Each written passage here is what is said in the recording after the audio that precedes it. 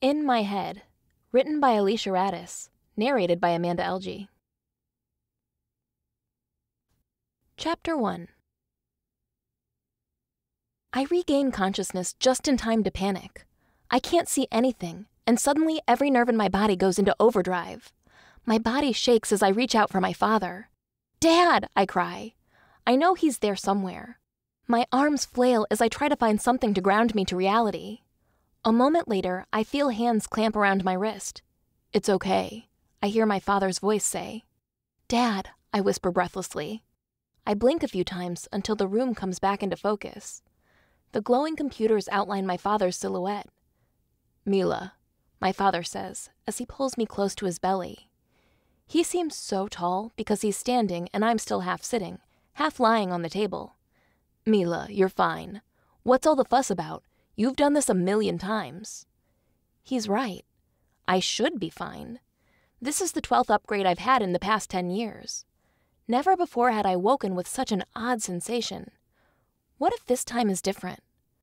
I calm my breathing as I press my head against my father's body for comfort. I bite back tears that threaten in response to the terror I just felt but can't explain. I don't cry. Dad runs his hands through my dark hair as he assures me I'm going to be okay. "Her heart rate spiked there for a little bit, but she looks fine now," JP says from across the room. He's Dad's intern. Well, kind of. JP goes to school with me, but is 2 years older. He's enrolled in an apprenticeship program where he learns about Mahone Inc.'s system while he's still in school. It's supposed to cut down on his time in college. Of course, the heart rate monitor is only a precaution. No one ever really needs it. Since I was 6, I never needed it, until now. "Are you okay, Mila?" Dad asks as he pulls away from me and looks over my face to assess my reaction. I press a hand to my head. "Yeah," I answer. "I feel fine. I don't know what that was all about. I'm sorry." "Don't be sorry, Mila," my father insists. "If something is wrong with this version of the program, we have to know before we release it to the public." Part of me feels proud that Dad is the chief technology manager at Mahone Inc. It means that I get to beta test the latest upgrades to the chip in my head. This time, it's a full-fledged hardware replace instead of just a software update. It's not like they have to cut into me, though. The chip is actually partially outside the body. I'm not entirely sure how it works, but I know that if you look at the base of someone's neck, you can see their implant. Of course, everyone I know has one, but Dad says there are still people outside the city who just don't have the money or don't want one. Although I can't see why anyone wouldn't want one. I guess they're afraid of a government conspiracy or something. Like the implant can read your thoughts. But it doesn't read all your thoughts, just the commands you give your devices. And besides, Dad says there's no way to store the commands we give, so it's not like anyone can be monitoring our brains and using it against us. Plus, the implants have such a short range. Like, if I want to tell the thermostat at home to turn up the heat, I have to communicate with my watch first to get the signal to reach that far. Still, I'm really looking forward to everything I'll be able to do with this upgrade. At the same time, I resent it. In the beginning, it only alienated me from my classmates. Since my dad works with Mahone and we have the money, I was the first of my classmates to get the implant, the one that would connect me to the Internet of Things. My classmates were all jealous of how I could communicate with my home and my devices without lifting a finger. So they decided to shut me out. JP is the only person I can be seen with because we're in the same boat. His dad works for Mahone too, but I wouldn't exactly call JP and I friends. Besides our dad's professions, we have nothing in common. But of course, I can't tell my dad any of this. Letting him know how much I hate his job because it means I don't have any friends would only break his heart. And I know getting the latest upgrade isn't going to make people hate me any more than they already do. So I don't let it show. And besides, I do feel fine. It must have just been nerves because of the full hardware upgrade. I force a smile. Really, Dad, I am fine. I can't wait to get home and see how this version feels.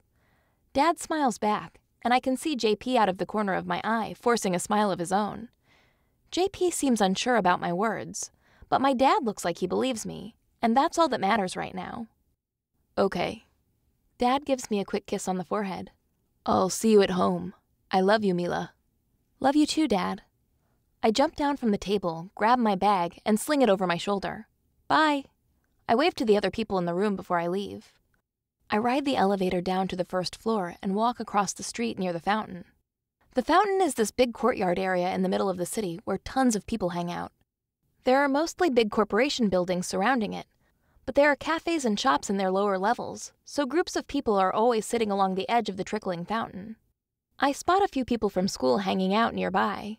Blonde hair and an attractive smile from the cutest guy in the group sends my heart fluttering.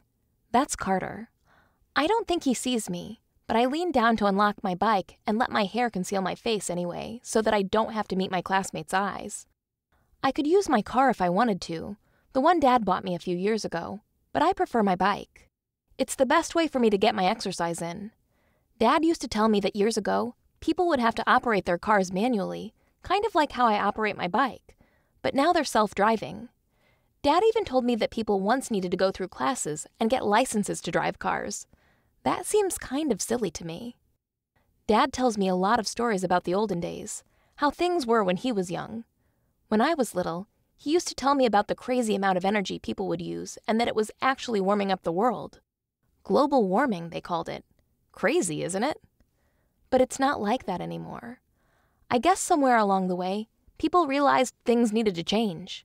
And it's ironic. Even though our implants have helped get rid of the mundane things about life, people have become more active and involved in things.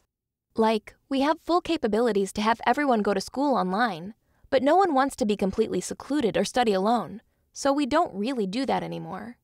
And even though we have cars to take us places, most people like me ride on their bikes when it's not too far because it saves us energy. Dad's stories have always fascinated me.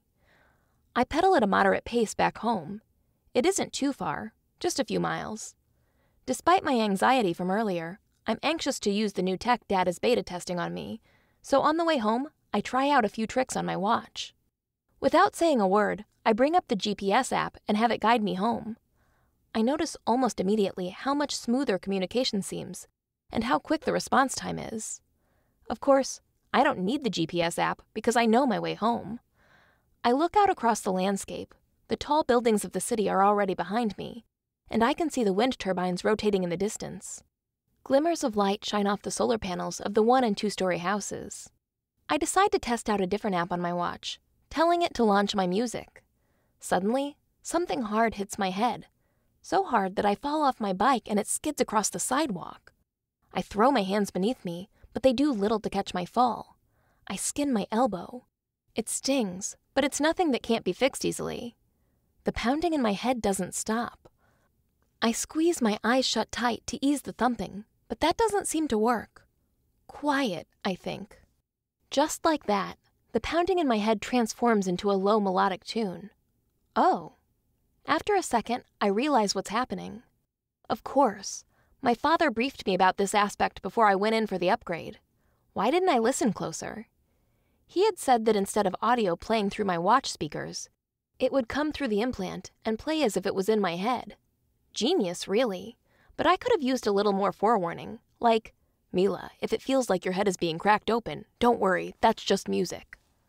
I roll my eyes at the thought, then laugh a little at myself for being so afraid of the music. I climb back on my bike and let the music get louder in my head.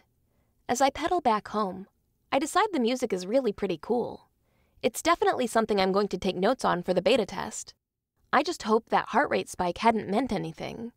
I didn't want to ruin Dad's data, but I feared I already had. Chapter 2. As I near home, I start testing my new tech right away. Dad said this one would have a farther range, so I give a few commands as I approach the front gate around our property. The gate springs open much sooner than I anticipated, and I smile at how cool that is. I test the same thing on our front door and get the same result. "How'd it go?" my mom asks when I walk in the door. She's already waiting for me in the foyer, and she's holding out a tray of cookies. "It went fine," I tell her as I grab a cookie from her tray. They're warm and delicious. I try to imagine my mom with flour on her face and dough on her hands, the way people used to cook in the olden days. Dad tells me about that all the time, but I've never even seen flour, so I don't really know how to picture it. Dad says people used to bake from scratch. Now, all the food delivered to our door is prepackaged. We could order cookies that are already cooked, but Mom likes to bake, so she only orders the frozen dough. I think Mom would be a great cook given the right ingredients, but I honestly can't even see her spreading peanut butter on a piece of bread. That's what they used to do back in the olden days. It sounds like a tasty treat to me. That's good to hear, my mom says. We head toward the kitchen together, me in the lead.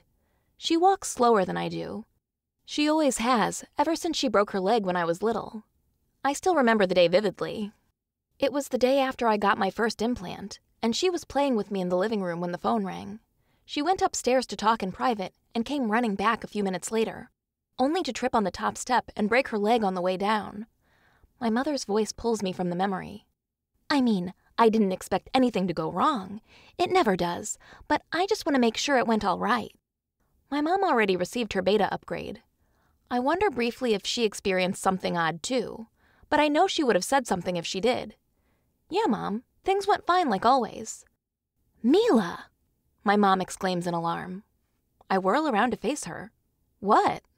What happened to your arm? She points to my elbows. Oh, I say, cradling the scrape on my right elbow. I fell off my bike. The music app scared me. My mom laughs out loud. It scared me the first time, too. It's Saturday, so I don't have school. I quickly scan the screen on the door of the refrigerator with my eyes to see what we have.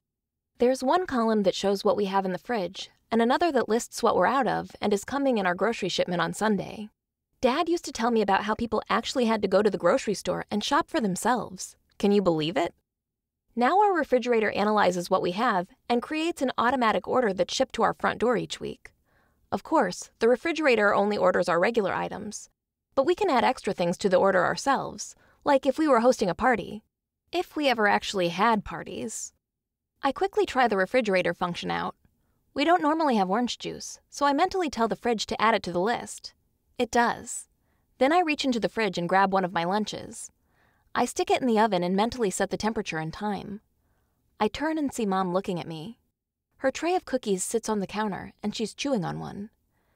JP was there, I trust? Mom says after she swallows. Well, yeah, I say, like she's just asked the dumbest question in the world. I know she's teasing me. Mom raises her eyebrows. Mom, I scold. Would you stop it? JP and I are barely even friends. We're both losers and we know it, but that doesn't mean we get along. Mom has been rooting for us to get together for ages, but no matter how many times I explain it to her, she still doesn't understand that even though JP and I sit together at lunch, we aren't exactly friends. I'd love to have friends, to be a part of the popular crowd, but I don't. Sometimes I feel like I'd do practically anything to fit in. Anything, that is, but risk disappointing my father. Not to add that I know it'd be impossible to get into Ariel's crowd. Oh, honey, you're not a loser, my mom assures me. Luckily, the stove dings just then to tell me my lunch is ready, so I don't have to explain to my mother just how much of a loser I am. I shove my food in my mouth so I don't have to talk. Slow down, Mila. That's not healthy. I roll my eyes at her, and she takes it as a cue to stop pestering me. Instead, she announces she's going for a dip in our pool. After I'm done eating, I toss my dish in the recycling and head to my room to test out my new tech. I try the shower first and notice it's quick to respond to my commands for a temperature change. Dad already installed new chips in all the appliances in the house as part of the beta test, so all of us in our house are compatible now. My watch is still attached to my wrist, and I tell it to play music again so I can get used to the new feature. I jump a little when it starts playing in my head, but this time I'm prepared. I listen to the music as I shower, and it plays my favorite song. I close my eyes and sing along. Then, just for a brief moment, I feel a cool breeze pass over my skin. Shivers travel down my spine, even though I'm under the warm water. I tell the music to stop, and I poke my head out of the shower to see if my mom opened the door. But I'm alone. Weird, I think. I must be imagining things. Still, I can't shake the chill tingling down my spine, telling me it's something else entirely.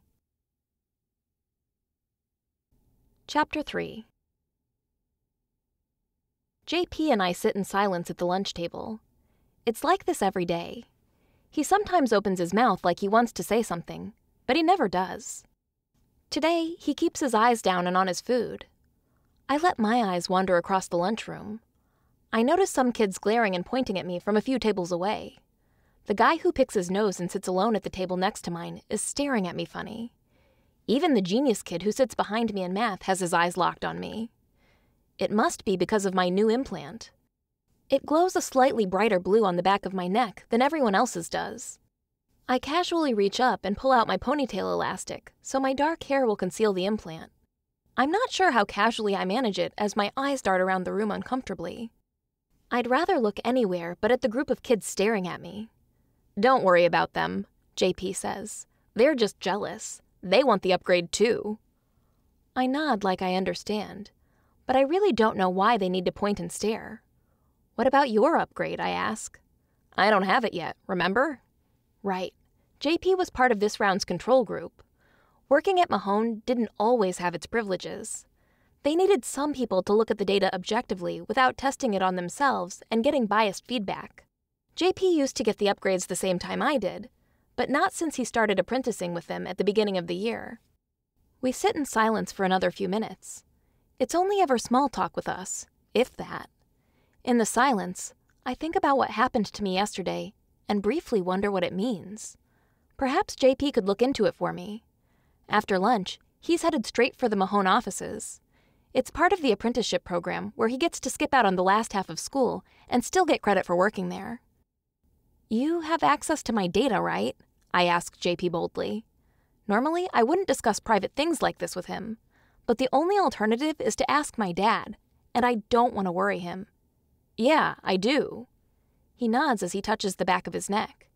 His fingers lightly brush the end of his dark brown hair, and his shirt tightens across his surprisingly muscular chest. For a long time, I thought he did this just to make sure his implant was still there or something, but I've learned it's just a habit of his. "Can you check mine today?" I ask. He shakes his head. "I shouldn't be accessing your data." "Please?" I beg. "I just want to make sure everything's all right." Alarm enters his tone. "Is something wrong with your implant?" I think about the way it made me feel when I woke up after surgery. I can't place my finger on it, but something just didn't feel right. "I'm not sure," I admit. "I just want to make sure everything is okay after that weird heart rate spike yesterday. Will you help me?" He hesitates a moment before saying, "I'll help the best I can." Cheers erupt from the other end of the cafeteria. We both look to see Carter Hayes high-fiving his group of friends. Carter is arguably the hottest, most popular guy in my grade, so when I say he high-fived his friends, I basically mean his entire corner of the lunchroom. People gather around him, but I can't see what's going on. Even some of the popular guys from the older grades crowd around his table. I can't help but lock my eyes onto Carter. If I weren't such a reject in this school, I might be able to talk to him. Just looking at him makes my insides go soft and my heart flutter. Ariel Wright clings to his arm and smiles up at him like he's a god. I grit my teeth in annoyance. She's surrounded by tons of people, including Trish Spencer, who has been her best friend since the first grade. Ever since Ariel ditched me. Ariel and I were friends once. Then I got my first implant, and she turned everyone against me. That was back when we were 6, but still, I can't help but hate her, seeing how my social status clearly never recovered. I don't know what all the cheering is about until Carter turns and I notice the light blue glow on the back of his neck. It's lighter than everyone else's, except mine. How did he get an upgrade? I mumble, not really expecting an answer. "Randomly chosen," JP says. "He was one of our randomly selected beta testers." "I don't get it," I say, narrowing my eyes. "I have the upgrade too, and people just stare and whisper. Why are they cheering for him?" JP just shakes his head, like he can't quite make sense of it either. Just then, my watch buzzes, and the entire lunchroom goes silent. Everyone is glued to their devices, and I know instantly that this is a mass message. Dad told me about a new feature with my upgrade, so I try it out. I mentally tell my watch to read me the message, and a computer-generated voice enters my head. "Who doesn't love fun in the sun?" it says excitedly. "No one, that's who." "It's playing in my head," Carter exclaims across the lunchroom, and people start cheering for him again. The computer voice continues relaying the announcement. "Join us for a pool party this Saturday, 3 p.m. at 1113 Mulberry Lane. Anyone and everyone is welcome." 1113 Mulberry Lane. I know that address. That's Ariel Wright's house. I bite down on my lip and try to make sense of this announcement. You look confused, JP says. I know Ariel throws parties often, but she's never invited everyone, I explain. Is this some new way to try to boost her popularity even more? JP looks at me like it's obvious. Homecoming? Oh. Ariel is trying to win brownie points, so everyone will vote her the sophomore class's homecoming representative. Well, I won't, I tell you. I won't attend her stupid I'm Queen of the World party either. But then again, she did say everyone is invited.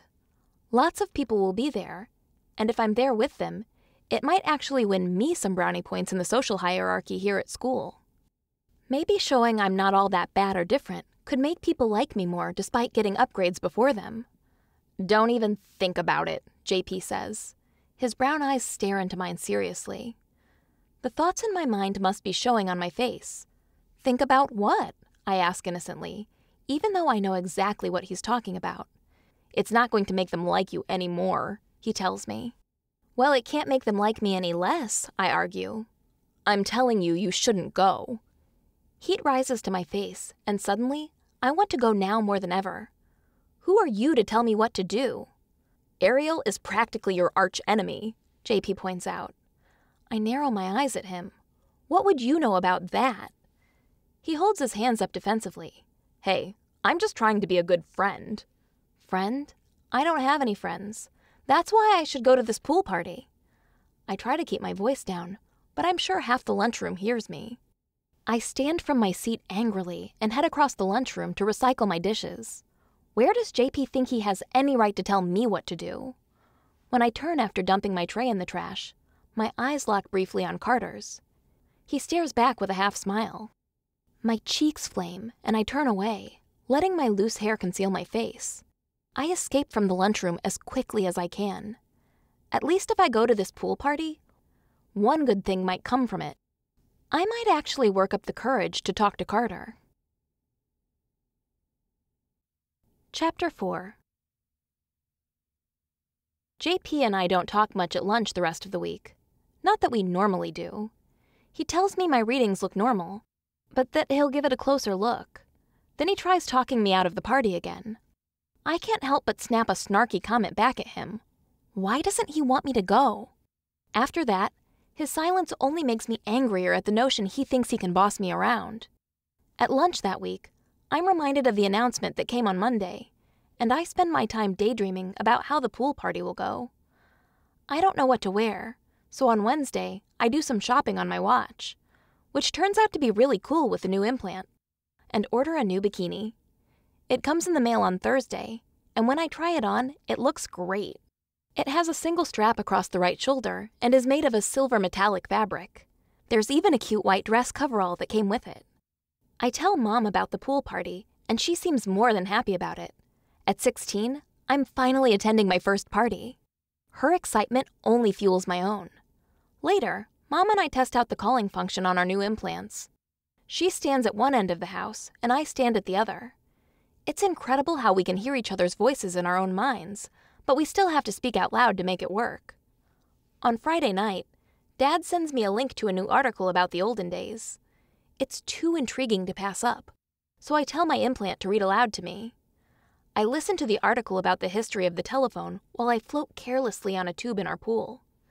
The article finishes, and I wonder if I should bring this tube to the pool party or order another one. Maybe it's best if I don't bring one at all. I pull up a shopping app on my phone and start to browse pool tubes. A voice cuts through the silence. I check my watch to see what's playing, but nothing appears on the screen. I listen closer. Don't go to the pool party. I'm caught so off guard that I wobble a little on the inner tube, then topple over into the pool. I'm not in the deepest part, but I still gasp for air as I come back up. What? I practically scream. I look around my yard nervously, but there's no one around. I focus on the voice's words, which sound a lot like JP's, only it clearly wasn't JP's voice in my head. It was a guy, I could tell. But that was all I could make out. I thought about who even knew I was going to the pool party, and I realized anyone in the lunchroom could have overheard mine and JP's conversation. "Who's there?" I say out loud, only no one answers. The weird thing is that if someone was in my head, the only explanation I had was that they were communicating by calling me. But I would have to answer the call first. Plus, when Mom and I tested it, there was this background static that would tell you were on a call.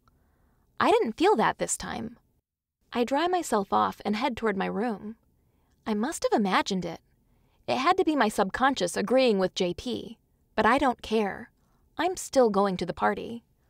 I consider telling Dad about it, but if it really was my imagination, that would screw up his data. I decide to keep this one to myself, just for now. On Saturday, 3 o'clock can't come soon enough. I spent the day trying out different hairstyles, which unfortunately gives me too much time to think about my decision. Part of me wants to agree with JP and skip the party altogether, but then I think about how this could be my chance to make real friends. I decide I won't chicken out, but I still don't know how to do my hair. Should I put it up or leave it down? I don't want to make it seem like I'm showing off my upgrade, but then again, everyone cheered when Carter showed off his. Maybe everyone at the party will think my upgrade is just as cool. I can't be sure. I decide to put my hair up, but in a way that's easy to let down if I start getting odd stares. I tell my watch to display easy updos, and it shows an enlarged holographic screen in front of my face. I flip through different styles before I settle on one. "I'd keep your hair down," a voice says in my mind. At first, I think it's an ad playing off the website I'm on. I've gotten used to that the past few days. Then I realize it's the same voice I heard in the pool. "Who are you?" I demand out loud. The voice doesn't sound familiar, so I'm sure it's not someone I know. It's clearly a male voice, though. "Just a friend."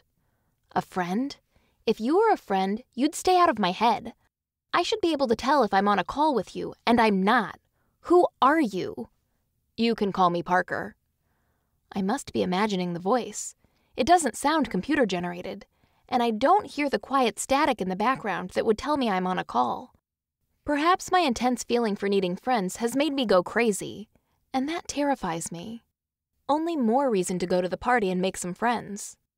"I don't need a friend," I tell Parker, but I know it's a complete lie. Stay out of my head. Parker doesn't say another word, so I figure he's gone. I'm about to put my hair up when I decide to leave it down. I want to appear approachable. I just hope going to this party isn't a big mistake. Chapter 5. I don't leave until 3 o'clock so that I'm not the first one there. I consider taking my car, but I don't want it to seem like I'm trying to show off even more than people think I already do, so I decide to take my bike. Mom gives me a hug goodbye and tells me to enjoy myself. When I ride up to 1113 Mulberry Lane, the driveway is already packed with cars and bicycles. Someone says hello to me as I enter the house, but it's so crowded that I can't tell who greeted me. I plaster a smile on my face to make it look like I'm enjoying myself, but all my insides have turned to fire as I nervously wonder how to fit in. A lot of people have drinks in their hands, so I make my way to the kitchen to grab a glass. Out the window, I can see another crowd of people around the pool. Some are swimming, and there are girls tanning on the patio. Ariel's house is smaller than mine, but her pool must be twice the size. All I can hope is that she doesn't spot me at her party, because I know she wouldn't want me here. With so many people around, I doubt she'll see me, though. I pour myself a glass of fruit punch and continue scanning the backyard through the window. I spot a game of volleyball going on out in the lawn. I've never been one for sports, but there are a group of girls I recognize from school watching the game. I figure I can try to talk to them. They look like the type of girls I could get along with. I push through the crowd and out toward the volleyball court. The 5 girls I spotted from the kitchen haven't moved. When I approach them, one of the girls turns. She has short, bright red hair and fair skin. Do you mind if I sit here?" I ask, gesturing to a spot on the grass. I know I don't really have to ask, but I don't want to intrude on their group either. The girl with the red hair smiles as the other 4 girls shift their gazes toward me. "That's fine with us. You're Mila, right?" I nod as I sink to the ground. "I'm Kaya," she says with a big smile. "This is Em, Anya, Callie, and Patrice." "Hi," I greet everyone. They seem nice enough as they all smile back. I inch a little closer to their group, and they don't seem to mind.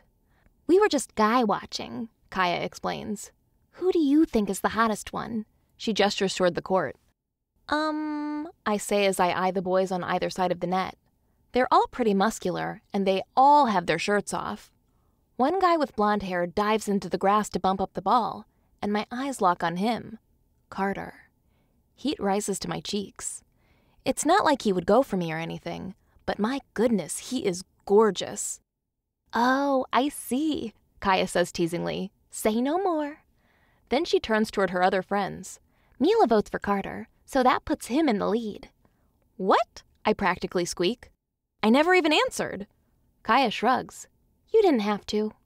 They all laugh. And for a moment, it feels like they're laughing at me.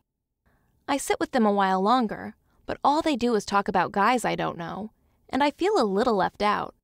When the guys on the court decide to take a break, I also stand up and leave. The girls next to me hardly even notice. I spot Ariel by the pool as I head back inside. She hasn't seemed to notice yet that I'm here, and I'm grateful for that.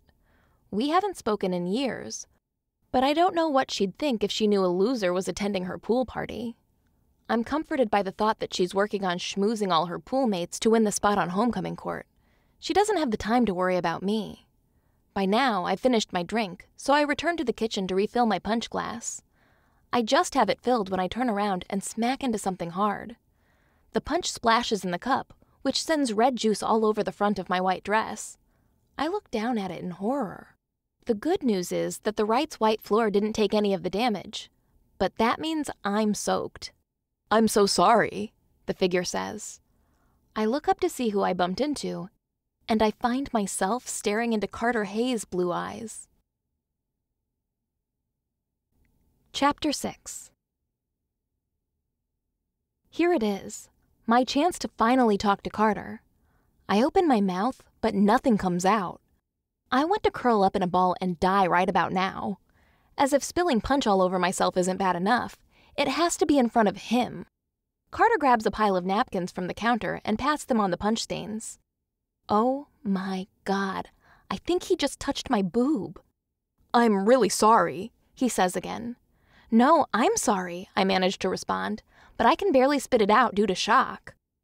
This isn't going to work." Carter tosses the napkins in the trash. "Do you know where the bathroom is?" I can't bring myself to say anything, so I shake my head instead. Realizing a moment later that I just lied to him, I do know where the bathroom is. Because this isn't my first time inside the Wright's house. I can't manage to correct myself. "Here, I'll show you." Carter grabs my hand and leads me to the bathroom. My heart skips a beat, and all I can do is follow him. We pass a photo in the hallway, and I pause to look at it. It's a picture of Ariel at 6 years old, hugging her dog Toby. The blonde of the golden retriever's coat matches Ariel's hair perfectly. I remember him. When we were friends, we'd play with him together all the time. I look at the caption of the photo, which lists Toby's birth and death dates. The death date is familiar. It's significant to me, but for other reasons. "Hey," Carter's voice cuts through my thoughts. "This way." I follow him as he tugs on my hand again. Carter hurries around the bathroom looking for something that will clean up the punch stains on my dress. I'm still in too much shock to say anything. I can't believe I'm alone in this room with Carter Hayes. Granted, the door is open, but still, there's no one else around. My heart speeds up thanks to my overactive nerves.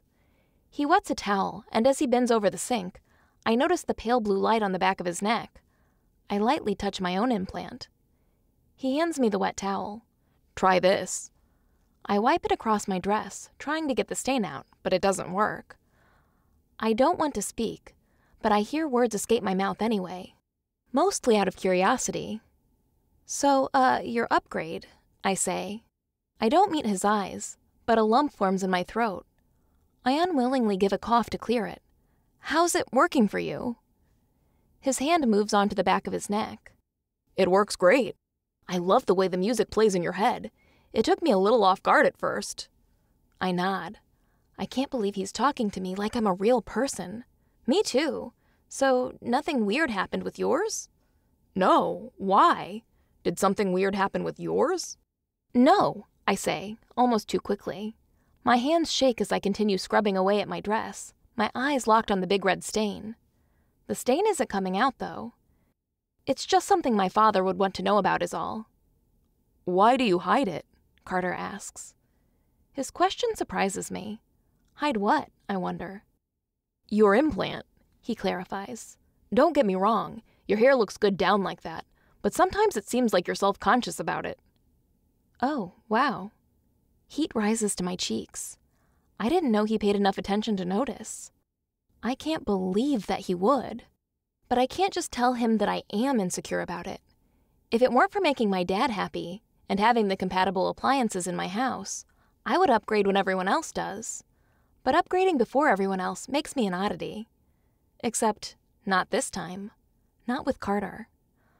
I stop wiping my dress. How come everyone cheered? I find myself saying. I don't know where that came from, but I feel the need to explain my question. I let my eyes wander up to his face as I speak nervously. In the lunchroom after you got your upgrade, everyone seemed to like the fact that you got a new implant. They weren't jealous or anything. He shrugs. "I think a few of them were, but having the upgrade is cool, I guess. You know, people think your upgrades are always cool too. People would ask you about it, but everyone is afraid to." I snort. I actually legitimately snort. My cheeks flame in embarrassment, and my hands shake against my dress as I go back to working the fruit punch out of it, attempting to avoid his gaze. No, they wouldn't. They aren't scared of me. Everyone hates me. They hate me because of my upgrades. "You really think that?" Carter asks. He looks me up and down, then shakes his head. "That stain isn't going to come out. Here, take it off." What? I can't believe what he just said. Carter Hayes just asked me to take off my clothes. I mean, it wasn't like that, but it still makes the nerves in my body ignite. I look down at my dress and realize he's right. It's probably better to walk around in my bikini than a ruined dress. I slip it off, which makes me feel really awkward because his eyes are on me. I think I see them linger for a second. He holds out his hand, and I give him my dress, even though I have no idea what he intends to do with it. He gestures for me to follow him, so I do. We walk down a long hallway and into a laundry room. It's a lot smaller than my laundry room, barely big enough for 2 people, so when we step inside, it feels cramped. Carter smiles as he holds up a bottle of bleach. "This should do it," he says as he throws my dress and some bleach into the wash. "You sure know your way around the Wrights' house," I say, almost too softly, because I still can't believe I'm alone with him. He shrugs like it's nothing. "I used to date Ariel, so I'd come over a lot." "Used to?" I ask, surprised at how bold I am in the moment. Judging by the way Ariel still hangs on him, I assumed they were still together. He nods as he shifts toward me slightly, and then his body presses up against mine. I freeze. What is going on? Is he flirting with me? Then I realize that he's only putting the bleach back on the shelf. We wouldn't be pressed up this close if the room wasn't so small. Still, I can't help but take in his scent and go weak in the knees. Oh my God! Carter and I both look toward the hall where the voice came from. Trish Spencer, Ariel's right-hand lady, stands in the doorway. Of course she had to choose the most inopportune moment to walk in on us. Trish flees, and Carter chases after her. I follow quickly behind him. When I reach the end of the hall, Carter is saying, "Come on, Trish, it wasn't like that." Ariel stands in the kitchen with her arms crossed. Her lips are pressed into a thin line, and she glares at Carter. "I was just helping her clean up from spilling juice all over her," Carter explains. "You've got to be kidding me," Ariel says. "They were totally making out," Trish accuses. "We were not," I defend. Although what I really want to do is disappear. I can't believe this is happening to me. I look around the room quickly, and everyone has stopped to watch the scene. It's not just people in the kitchen. Everyone in the living room is looking on now, too. "What are you even doing here, Mila Brooks?" Ariel snarls at me. She pronounces my name as if it's poison in her mouth. I freeze. There are so many eyes on me right now. My quick breathing makes it hard to spit out my words. I choke on them. Your announcement said anyone was invited. The lump rising in my throat causes my explanation to come out as a mere whisper. You didn't actually think that meant you, did you? Ariel demands. I open my mouth to speak, but I don't know what to say. Newsflash, Ariel says. It didn't. I don't invite losers to my parties. I'm keenly aware of all the other eyes on me, but I'm not sure if Ariel is. If she was, would she be saying such hurtful things and risk her chance at homecoming court? Or is this the kind of thing people like about her? I can't imagine why they would. Okay, I say meekly. My voice cracks, and I hate myself for letting that happen. It only shows my weakness. I don't dare open my mouth again. I turn to leave, but Ariel doesn't seem like she's finished yet. If your loser boyfriend PJ is here, you better take him with you. I ball my hands into fists and want to turn back and smack her in the face, but I don't have the courage. I can't even turn back to correct her on JP's name. Instead, I push through the crowd and rush outside toward my bike. Mila, a voice calls behind me. Mila! It's catching up. I grip onto my bike's handlebars and swing the kickstand up with my foot. Firm hands grasp my shoulders. I try to push them away with a single hand, but he's strong, and I give up. I turn to see who chased me, and I find Carter standing over me once again. Come to make fun of me too? I ask with vengeance in my voice. What? No, he says, his eyes shifting between each of mine. I just wanted to make sure you're okay. What Ariel said was really insensitive. If she didn't want everyone to come, she shouldn't have invited everyone. I just want you to know that we're not all like that. I tear away from him and push my bike forward, swinging my leg over the seat. Come on, Mila, Carter says. You can't ride home in just your swimming suit. I'll give you a ride. I don't want a ride, I tell him. I start pedaling to put distance between us. From behind me, I hear him call out again. Only I can't be sure of his words. She only hates you because you're prettier than her. I laugh internally. If only that were true. Ariel is the prettiest girl in school. Everyone loves her. If it wasn't clear before, it's pretty clear now. I'm never going to fit in here.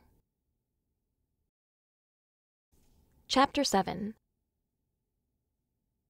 By the time I arrive home, the humiliation still hasn't faded. Okay, so I was at her party, but is that any reason for Ariel to act so hostile toward me? What does she have against me anyway? I opt for a hot bubble bath to help me forget about the party. I turn on some peaceful music and let it play softly in my head. A voice cuts through the music. Are you okay? It's the same voice as before, and I'm not entirely sure what to make of it. I somehow manage to answer, no, and then I realize I'm talking to a stranger in my head. And get out of my head! I only want to help, Parker says. I figure I have a few options. If Parker is a real person and somehow managed to tap into my program, then I should be able to find some way to block him out. But what if he's just a figment of my imagination? What if I created him to deal with things like this? Or maybe he's part of the program. That makes sense. What if Parker is some sort of computer-generated emotional therapist or something? I just had a bad day, I try, wondering how much therapy I can get from the program. If that is, in fact, how it works. I went to this party, and this girl humiliated me. I told you not to go, Parker says. For a moment, I think about JP, since he's the only one who told me not to go. But then I remember Parker said something about me not going either. I think that's because deep down, I knew something bad was going to happen if I ran into Ariel. And how could I not run into her in her own house? The program must have picked up on my worry and was trying to save me the trouble. Suddenly, I find myself telling Parker all about the incident. I don't know where this newfound confidence comes from, but I think part of it is because I'm pretty sure he's not an actual person, and that he's just part of the program. No way would I open up to someone like this in real life. I'm pretty sure I didn't hear him right, I continue, explaining to Parker about what I thought I heard Carter say as I rode away on my bike.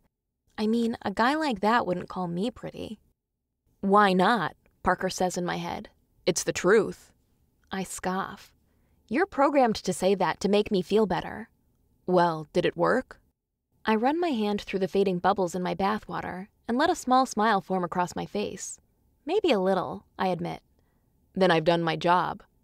Thank you for listening, I say with sincerity. No problem. You can talk to me about anything. I know our conversation is over, but I still think about Parker as I get out of the bath and dry myself off. If he really is a computer program, which makes the most sense, then I really can talk to him about anything. But even if talking makes me feel better, it's not like he's real. Even so, he seems to be the first person, thing, in a long time that I can actually talk to. A wave of nausea hits me as I dry my hair, and I grip onto the edge of the sink for support. I can feel a headache coming on, probably from stress. I get dressed and pop a few painkillers before crawling into bed much too early. I lay in bed for a while, replaying the events from earlier that day. And then something hits me. Before I went to the party, Parker said something about leaving my hair down. And then at the party, Carter said he liked my hair down. What else did Carter say? He said I was beautiful. So did Parker. And their voices, they are similar. Is it possible that Parker and Carter are the same person? Carter does have the upgrade. What if there is some psychic connection between us and our upgrades? What if they're connected somehow so that we can communicate in a different way than normal? I sit up straight in my bed. I want to call out to Parker and learn more about him, but I lose my nerve when I consider that he might actually be Carter. The more I think about it, the more it makes sense. Except, why would Carter Hayes want to be inside my head and make me feel better? I just want you to know we're not all like that. That's what Carter said. Is it possible he's trying to prove something? Maybe he feels like helping me will make him feel less like Ariel. But that can't be right. Why me? Besides, I don't need his help. It's not like I'm broken or anything. Whoever Parker is, I wish he would stay out of my head. Chapter 8. Parker doesn't contact me at all on Sunday. I think about him a lot, but I'm able to take my mind off him with a long bike ride. Later that night, my dad asks me about my implant. I don't tell him much because I'm not sure what Parker is yet, and I don't want to scare my father into thinking it's a glitch in the program. I try to coax out of him whether or not there's a therapist function, but I'm apparently too subtle because I don't get a clear answer. At lunch on Monday, people stare at me again. I purposely leave my hair down to hide my implant, but something about the atmosphere in the room makes me want to curl up in a ball and disappear. I'm sure everyone is talking about how Ariel humiliated me on Saturday, but I'm lucky enough to sit at a corner table where I can turn away from all the watching eyes. It doesn't make the stares go away, but at least I can't see them. I almost think I'm overreacting and just being paranoid. Why would people care about me? But the nervous look on JP's face tells me I have a reason to be suspicious of my peers. They're staring again, aren't they? I ask JP. He nods and rubs his neck the way he always does. I give an involuntary shudder. It's not all bad, JP says. They're probably considering voting you for homecoming court. I gape at him. What are you talking about? After the way Ariel treated you on Saturday, who wants to vote for her? So you heard about that. I poke at my food and don't meet his gaze. Well, practically the whole school was there. Except for you, I point out. I was working, he defends. I stare back down at my food and go silent again. By the way, JP adds, I've been keeping an eye on your data like you asked. It looks like you've been stressed lately. Yeah, I agree. With Ariel's party, I have been. Are you sure it's just stress? His soft eyes almost don't meet mine, but when they do, he offers a light, encouraging smile. I nod. I've just been really stressed and embarrassed, I guess. That's enough to make him drop the subject. As I leave the lunchroom, I catch Carter's eyes again. My heart flutters in my chest. Could he actually be Parker? I honestly don't know. A part of me almost wishes he is. When I get home from school, I take another few painkillers and lock myself in my room to try contacting Parker. I just have to know who he is. Is he a real person? A figment of my imagination? A computer program? Carter? I cuddle up on my big cozy chair in the corner of my room and wrap a blanket around my body. I don't know how to make him appear in my head, so I call out a few times. Parker, are you there? There isn't a response for a couple of minutes. I don't know what that means, but finally his voice rings clear in my head. I'm here. Are you okay? I need to know who you are, I say. I'm just a friend, he says, which only annoys me. I need the truth.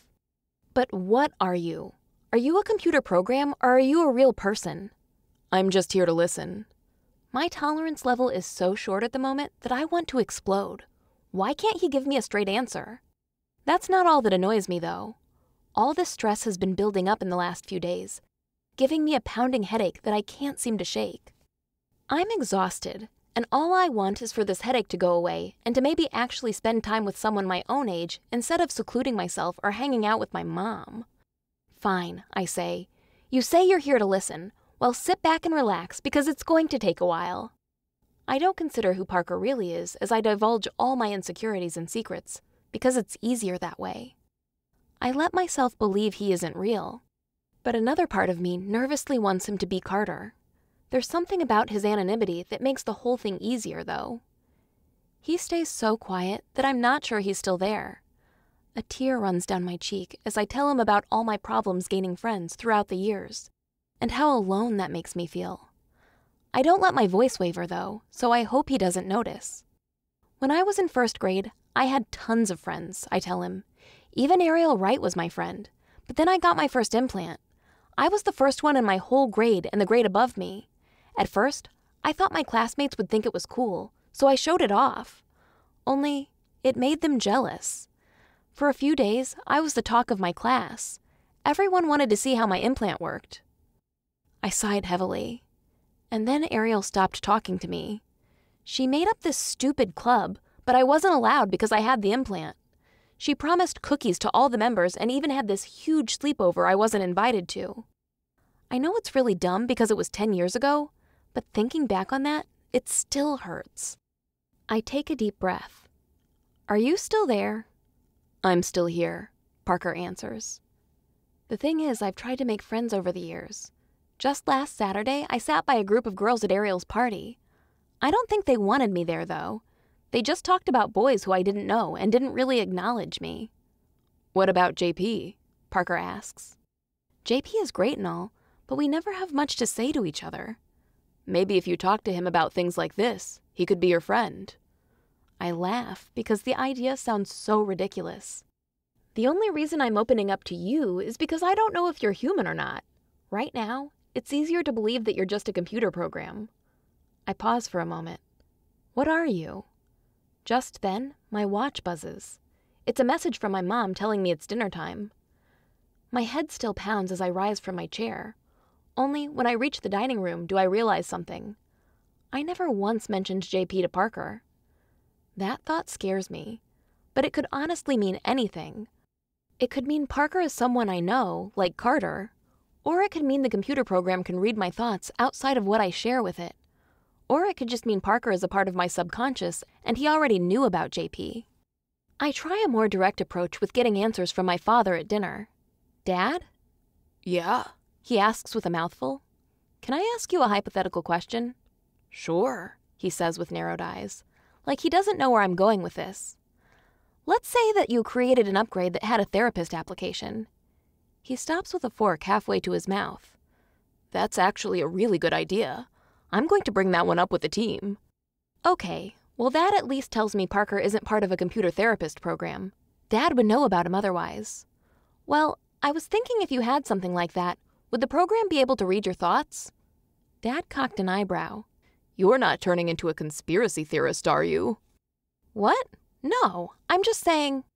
I suppose in theory, a program like that could. I mean, we're able to transfer simple thoughts into commands, so why not be able to read your thoughts? But the ethics committee would never allow that. We would especially never allow a program like that to store your thoughts that you didn't share with it freely. I nod in understanding, but I still have so many questions. I want to tell my dad about Parker, but what if he isn't a result of the implant? What if he's just a figment of my imagination? I have to know for myself first before I go screwing up my dad's data. I've also been wondering about the call function on our implants. Would it ever be possible to create a sort of psychic link between two people so they could communicate on a different level than what we have now? I wonder. What do you mean? He asks. I think about how when Parker talks to me in my head, It feels different than when Mom and I tested out our calling function. Could they communicate directly through the program, more efficiently? Maybe by thinking things to each other rather than by speaking out loud? I suppose in theory it would work, but we aren't that far yet. Why the sudden interest? I, have just been thinking about my implant and want to understand the extent of its capabilities. That seems like enough of an explanation for my father, and he goes back to eating. I'm not entirely sure what these answers mean in regards to Parker. He can't be a computer program since he knew about JP when I never said anything, right? Or what if an error slipped through the ethics committee? But Dad said they didn't have that type of therapist program. He also said they were far away from creating types of psychic connections. I have no idea what to make of this. That means he's just a figment of my imagination, right? But he feels so genuine. I go to bed thinking about Parker and the possibilities of his identity. If I don't learn his identity soon, I'll have to mention this to my dad. My implant will be removed while the company looks into it. I find myself thinking that maybe that isn't such a bad thing. Chapter 9. I wake on Tuesday feeling like I know less about Parker's identity than I did the night before. This only frustrates me and makes the ache in my head pulse more intensely. I want to know. I have to know. Maybe I already do. Carter, I decide. It has to be him. I mean, it makes the most sense. Mahone hasn't even come up with the idea for a computer-generated therapist, so that can't be it. Carter has the implant like me, and it's still in the testing stage. There must be a glitch that connects us. Then there's always the possibility that I'm crazy and making Parker up. But that doesn't explain why some things Parker said matched up with some things Carter said, like calling me pretty. I let out a soft laugh at that thought as I get ready for school. If Carter thinks I'm pretty, he has to be the only one. It's just not possible that two guys would say the same thing to me in the same day. But I still have to know for sure. I could confront Carter at school. Or maybe it's best to talk with Parker about his identity while I'm in private. Later that day, I sit silently at my lunch table and still haven't worked up the courage to confirm my suspicions. I avoid all gazes and poke at my food. Across the table, I can see JP in my peripheral vision doing that thing he does where he opens his mouth like he's going to speak and then closes it again. I start to get annoyed. He must have opened his mouth 6 times already without saying anything. Normally I don't mind, but my headache makes every little thing seem more annoying. What? I snap, more aggressive than I mean to. JP looks taken aback and blinks a few times. He rests his hands on the side of his neck as he speaks. I'm just worried about you. You don't look good. Of course I don't. My head is pounding, and I'm pretty sure I've started sweating. I've been really stressed out lately. I'm fine, I tell him. Are you sure? Because you look pretty pale. Yes, JP, I'm fine. It's just a headache. I grit my teeth. It's nice he cares, but I don't understand why he does.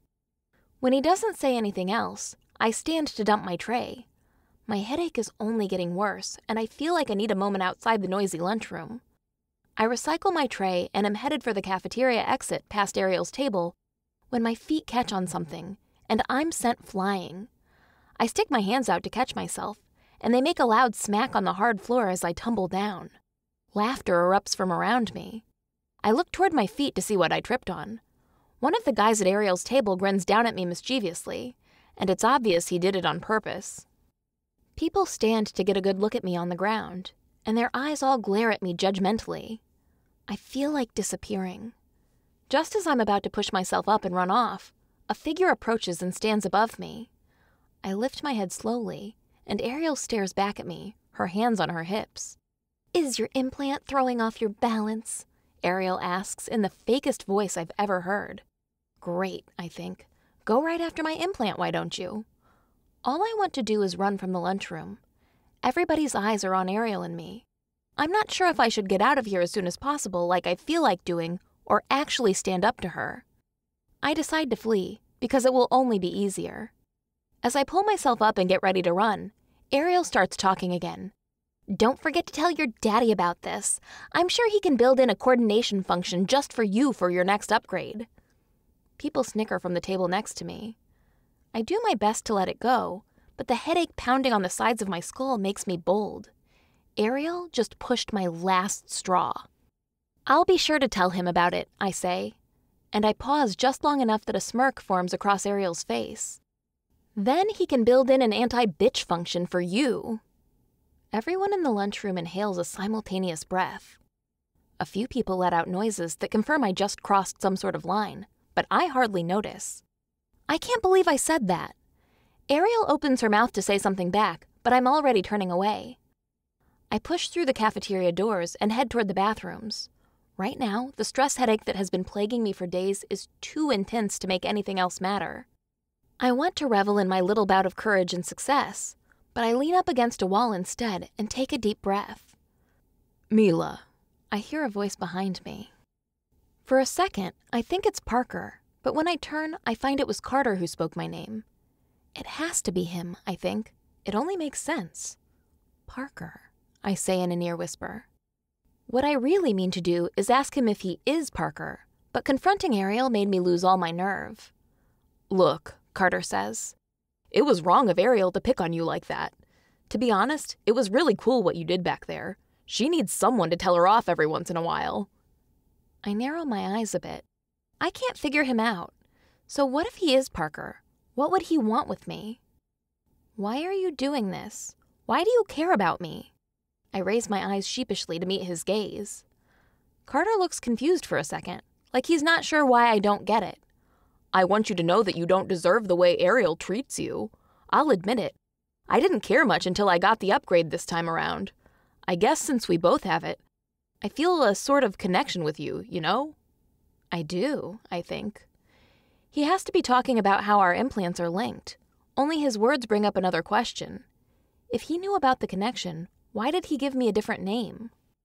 Why didn't he just tell me he was Carter to begin with, and we could have sorted out the connection earlier? Unless I heard him wrong.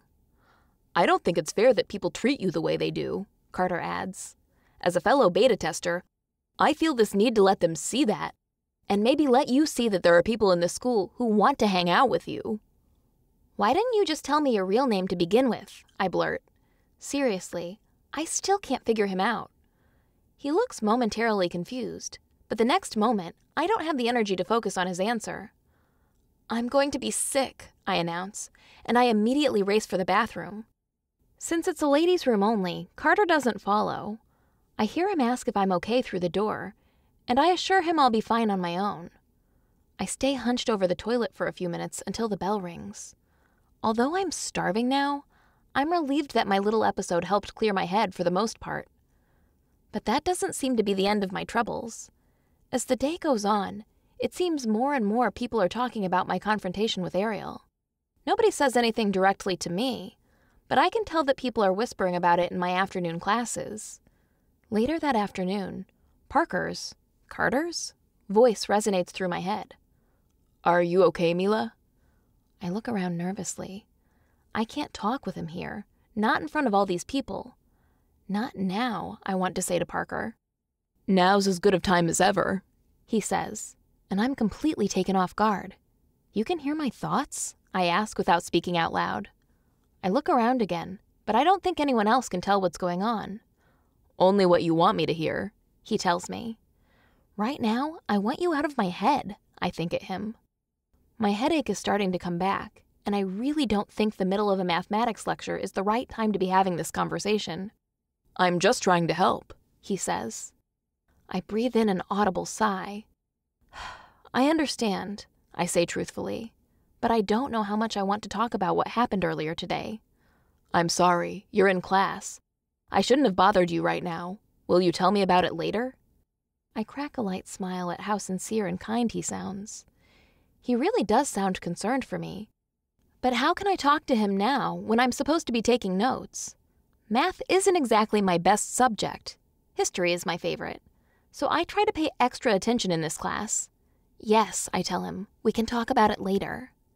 A small part of me expects Carter to meet up with me sometime after school to finish talking to me. But I don't spot him the rest of the day. I'm partially relieved that I don't have to talk with him, but another part of me wants to get to the bottom of our connection.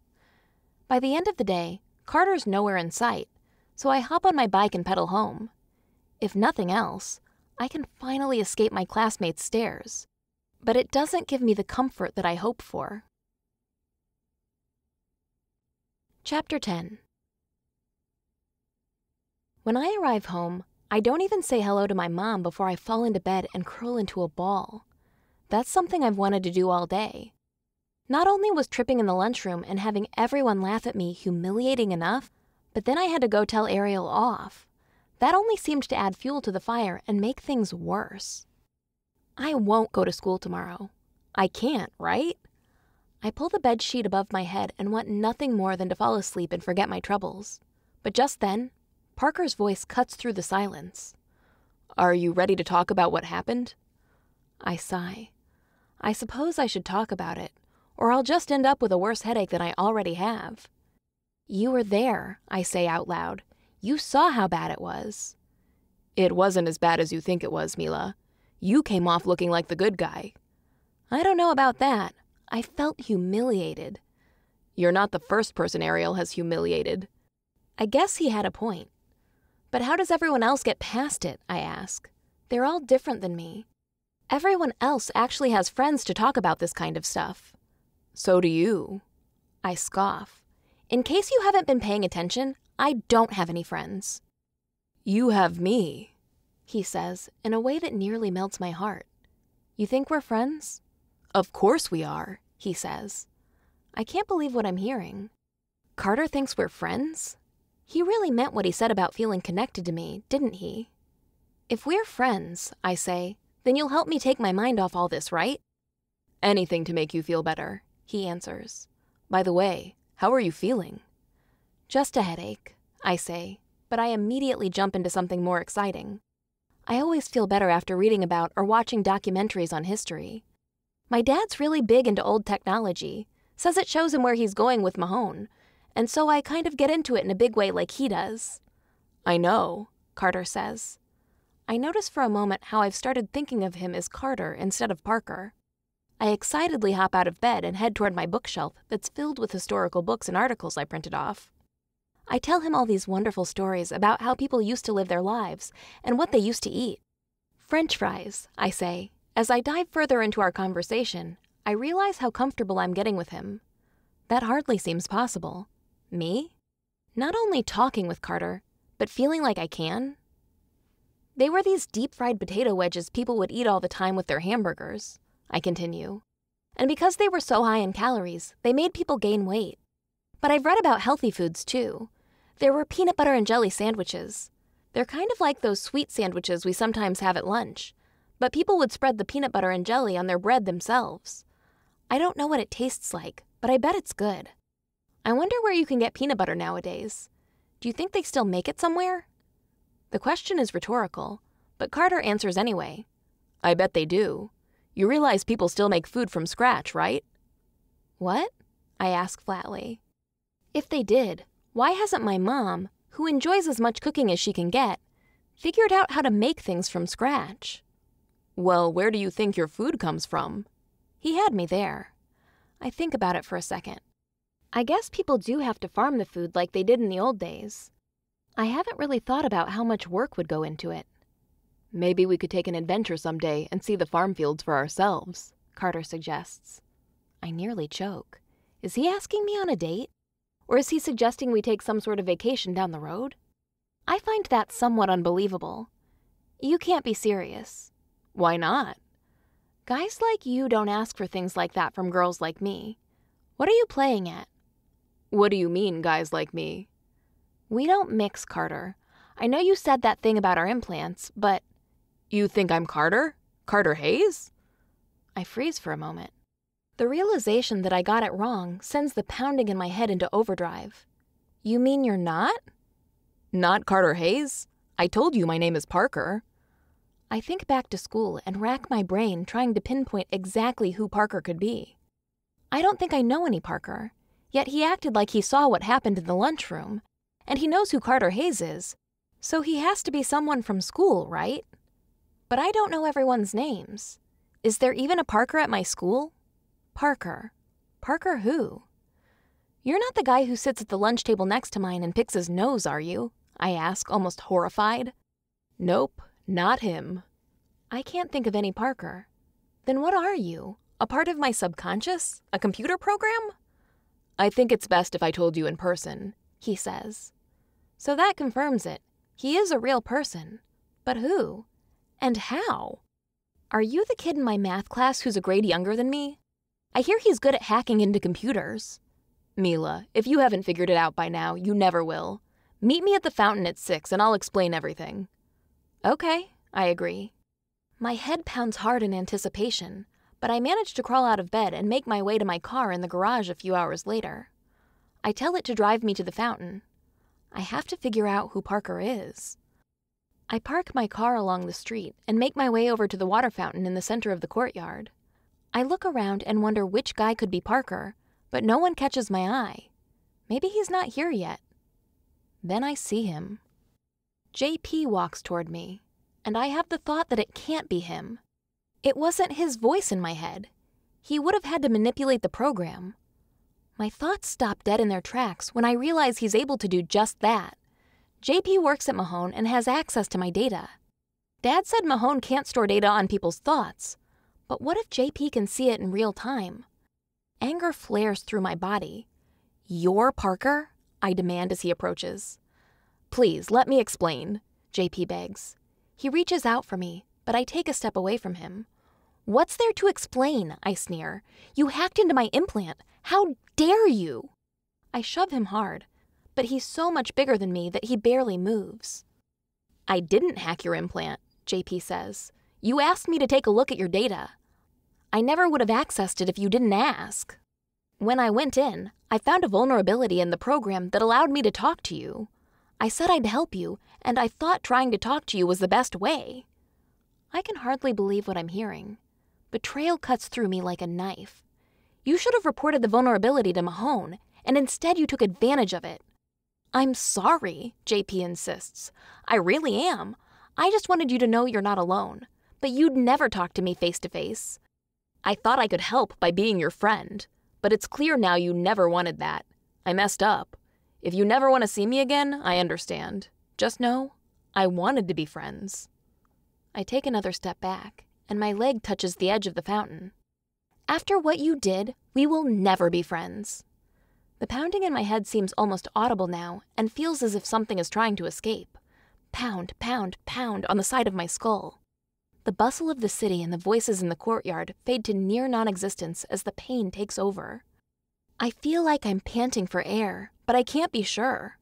My head swirls, and I start to get hot like I'm going to hurl. Then the world starts moving unnaturally. In what feels like slow motion, the fountain closes in on me. I'm briefly aware of the water as it envelops me, of the chill on my skin and the sting as I inhale and water rushes into my lungs. But there's nothing I can do about it. I don't even realize what's happening.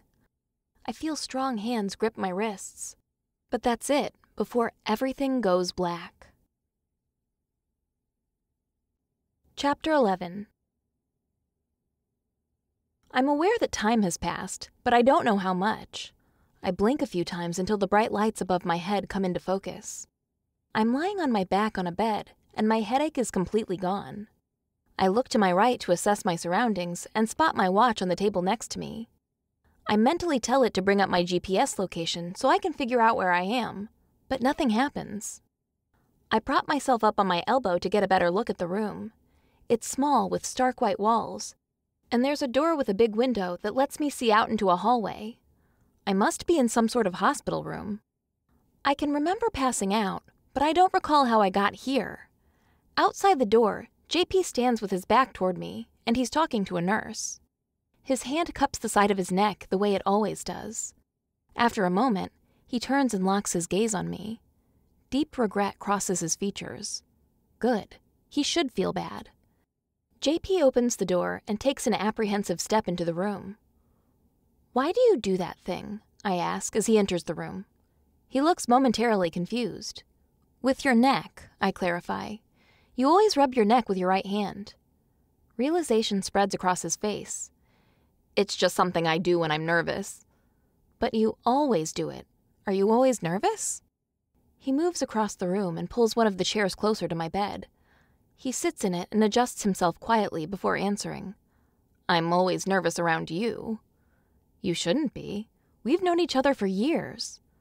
I know, but sometimes it's hard to talk to you, he admits. How so? I ask, honestly curious. JP hesitates, then finally says, You shut people out, Mila. I recoil. I don't shut people out. People just don't want to talk to me. In case you haven't noticed, JP, everyone hates me. No, they don't, he insists. You just don't let anyone else in. Name one time, I challenge. Those girls at Ariel's pool party.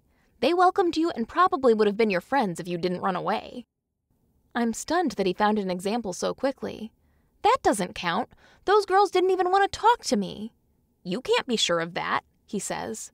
What about me? Like you said, we've known each other for years, yet we still can't talk to each other. I cross my arms and say bitterly, You've ruined any chance of that after what you did. What are you still doing here? I wanted to make sure you're all right, he replies. Your parents are on the way. They should be here soon. He looks like he wants to leave, but I'm curious about one more thing. I need to know. Why did you choose the name Parker, I ask. In my head, you told me your name was Parker, but it didn't sound like you at all. I told you my name was Parker because it is. My full name is Jason Parker Thompson. My dad's name is Jason too, so at home my mom calls me Parker. She never liked the JP nickname. My voice changed because of the way the computer program transmitted the data. You never should have tried to talk to me, I say. I want to tell him to get out of the room. I want to pull the implant out of the back of my head. I want to... Wait, the implant. I reach up to feel the back of my neck, but it's completely smooth. Panic sweeps through my body. I start to push myself up from the bed. What happened to my implant? It's fine, JP assures me. The doctors took it out. I lean back until my head touches the pillow again. I haven't lived without my implant since I was 6. Having nothing at the base of my skull is nerve-wracking. I look up at JP. Why would they do that? You weren't well, Mila, he says. I told the doctors about the abnormalities with your chip and about your headaches. They had no idea it could cause issues like this, and they thought it best to remove the implant for now. It's a good thing, because they said it was making you sick. You'll get the most recent approved version, the one you had before, after you get out of here. They figure the new technology, coupled with your stress, caused the headaches, but the version you had before should be fine. Am I the first case? I ask. It looks like you're the 3rd reported one, but it seems like there's only a connection with this current version and stress. We haven't even rolled out this version to all the beta testers. The project's getting put on hold. Good, I state. It should be. No one should have access to someone else's mind like that. The data that's shared with Mahone is all within the user agreement, JP says. We don't have access to everything. I can see things like your heart rate and what you're searching online in real time as long as you're connected to your watch. That doesn't make it right, though. I never should have agreed to check your data in the first place. What I did was wrong, and I understand if you don't ever want to talk to me again. I'm going to report the vulnerabilities to Mahone, then I'm going to leave my apprenticeship. That makes me really sad, because I don't want JP losing his job. What he did was wrong, but I worry he'd never discovered the vulnerabilities in the program if he hadn't checked my data like I asked. Something had been wrong with my implant since the day I got it. I recall the heart rate spike I had when I woke up from surgery, and the chill that I felt in the shower later that day. Add in the headaches, and it's clear the implant has been screwing with my nervous system all this time. If JP hadn't found the vulnerability in my implant, the doctors wouldn't have removed it. He could have very well saved my life. I don't know why I feel bad for him after what he did. If anything, I should be happy he's getting what he deserves. But I know working at Mahone is everything he ever wanted, and I don't want to see my friend give up on his dreams. I go completely still when I realize I just thought of him as my friend. It's strange, because for so long, I never thought of us as friends. Is that what we'd become? I think of how easy it was to talk to him when he was in my head, and how natural it felt. Maybe I really did need a friend all this time. As I look up at him, I realize that as much as I tell myself we aren't friends, I care very deeply for JP, and it's obvious he cares for me too. Perhaps I was too hard on him. Have you ever accessed anyone else's data? I ask. JP shakes his head. No, and I wouldn't have done it if you didn't ask. I should have just stopped there before I ever found the vulnerability. There's nothing I can say to justify it. I just hope that you start feeling better now that your implant's out. I'll let you rest now. JP stands to leave the room, but I stop him. JP, wait. You're right. I do need to open up to people. What you did, it isn't what friends do. But maybe we could try again, on new terms. He furrows his brow. What kind of terms?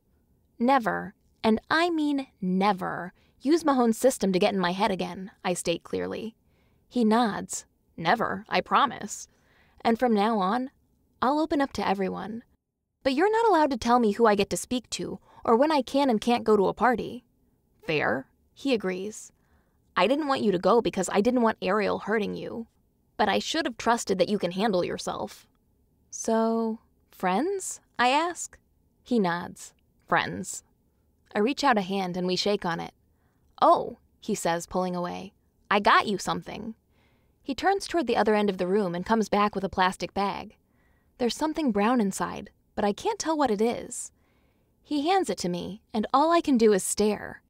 Is this a peanut butter and jelly sandwich?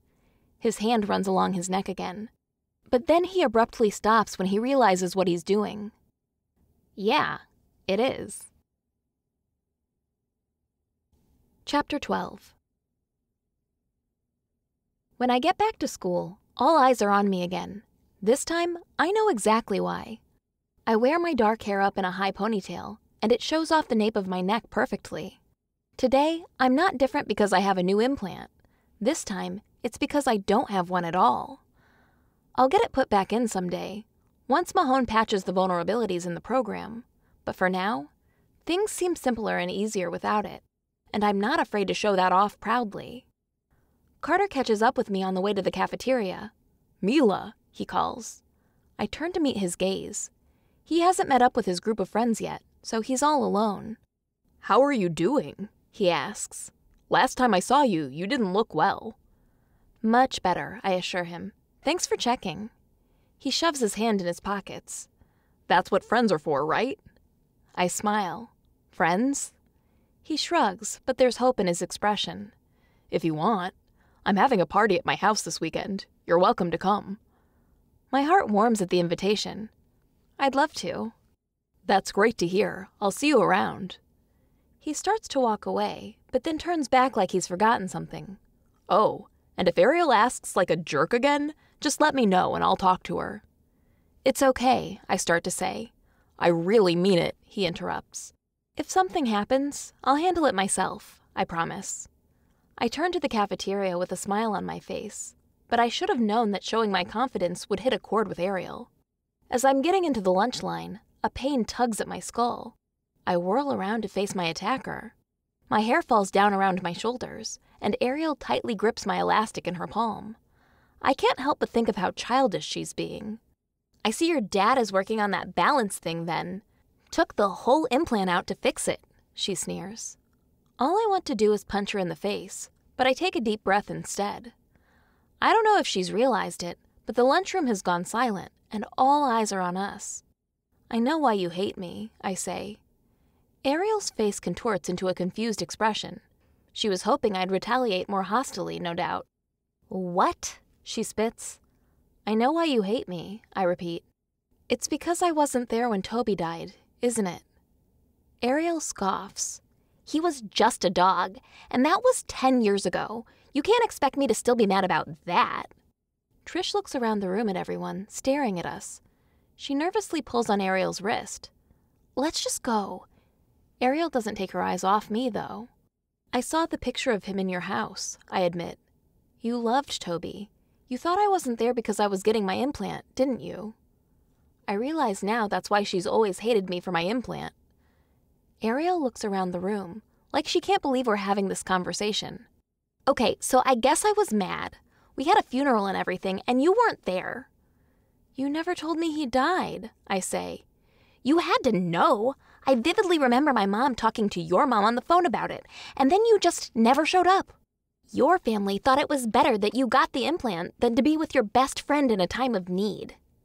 I let out a breath in disbelief. That wasn't it at all. I got the implant the day before.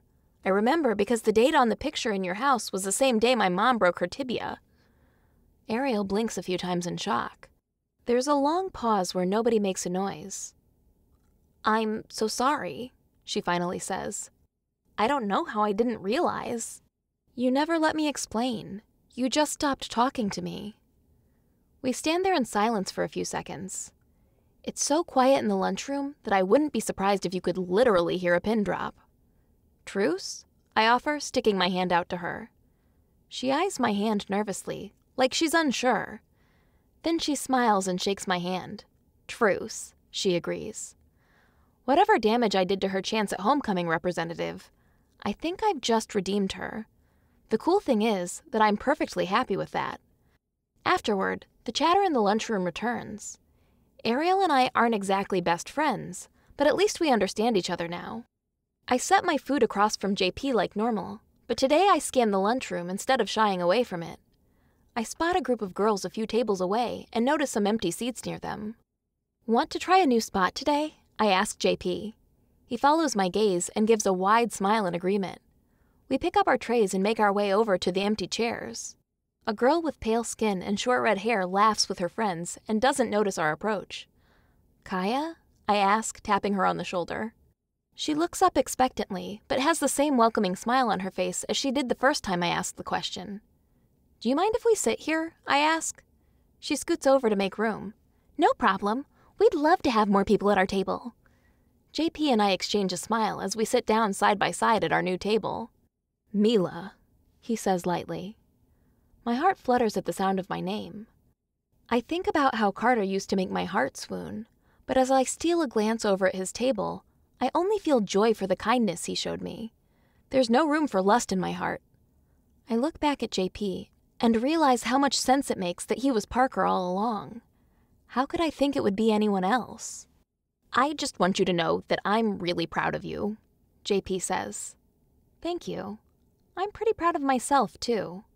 I reach out and take JP's hand. Thanks for being here for me. I squeeze his hand lightly and smile as I realize that this is only the beginning of our friendship.